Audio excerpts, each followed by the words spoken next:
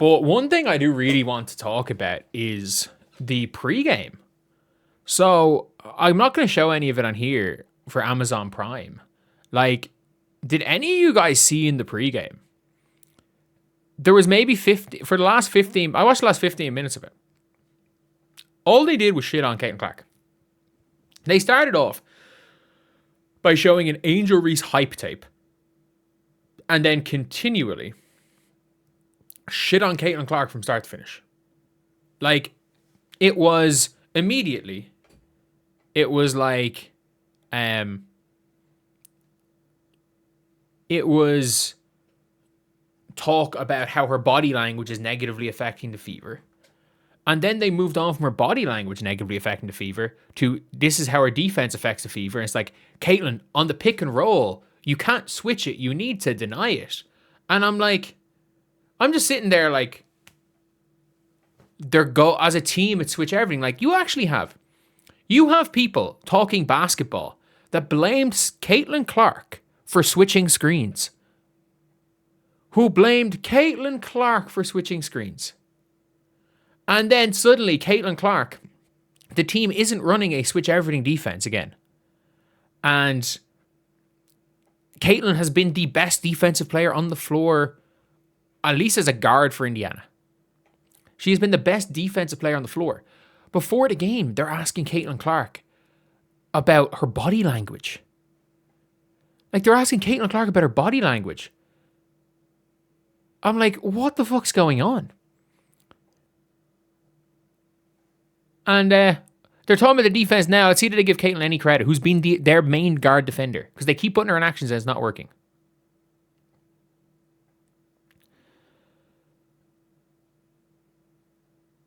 Has there been a mention of Caitlin on defense here? Doesn't look like it. Doesn't look like it. But it's one of these things where Caitlin's been unbelievable in this game.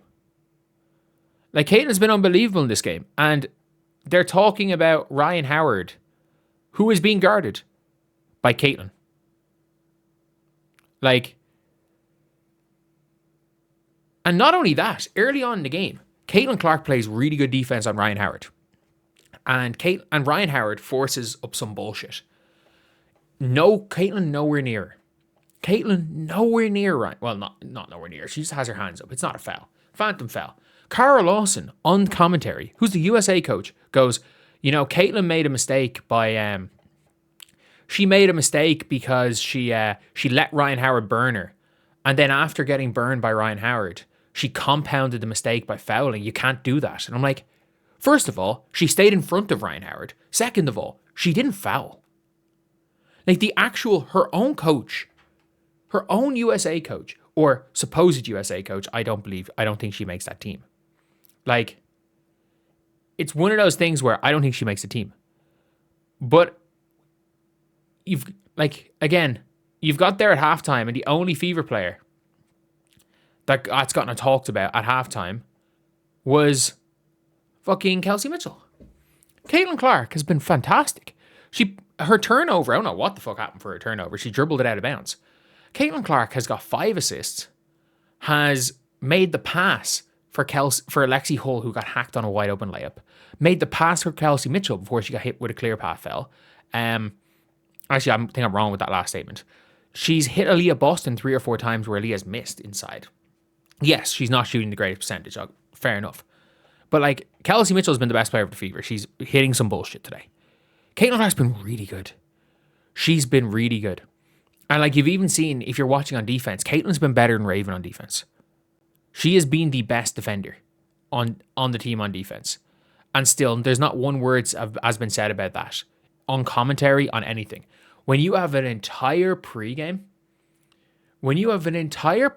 dedicated to shitting on a player for their defense, for their effort, for their body language, and you see that player sprint up and back constantly, be the first person back on defense every single time.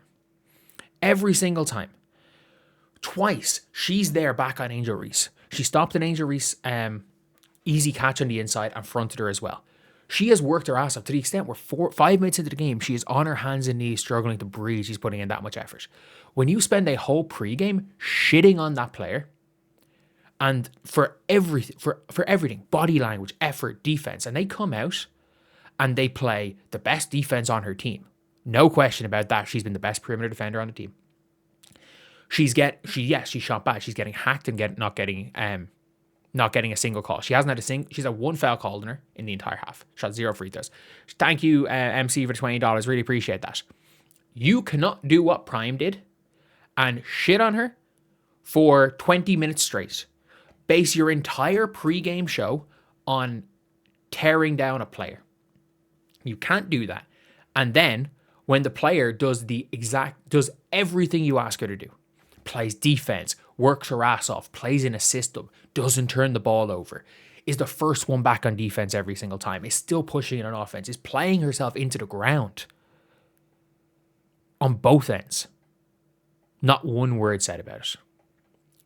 Not one word said about it at halftime. The same people who spent an entire pregame show shitting on Caitlin Clark. Not one word when they have a halftime show, when she has done everything. And also, you're clearly wrong. When you are blaming Caitlin Clark for the switch everything defense and suddenly the team doesn't switch everything and she looks like she plays defense. Again, criticizing body language. They're asking Caitlin about her body language. They didn't call her a diva, thank God, but they were one step off calling her a diva. They were about this close to use. They didn't use the word diva, but they heavily implied it. When you've been wrong, should you say something about it? Like, should you say something about it? I don't know.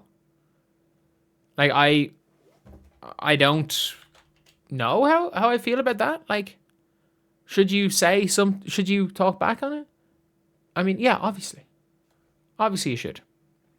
It's one of those things where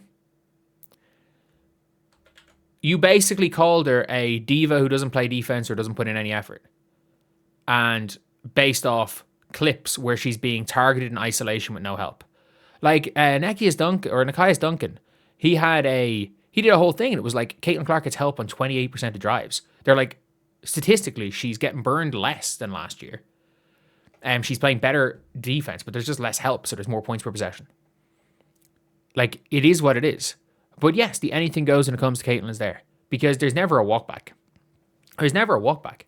Because you're allowed to be wrong. Like, players, like, I've famously was wrong about Kiki Iriafen coming into the draft. It turns out that I might be very wrong about AZ Fudd. She looks insanely good. AZ Fudd looks like a hooper, and I'll admit, I was very wrong in my pre-draft evaluation on her. But it seems like not only is misevaluating a player's basketball wrong, you can call out someone as a human on these networks and it doesn't matter. It's pathetic.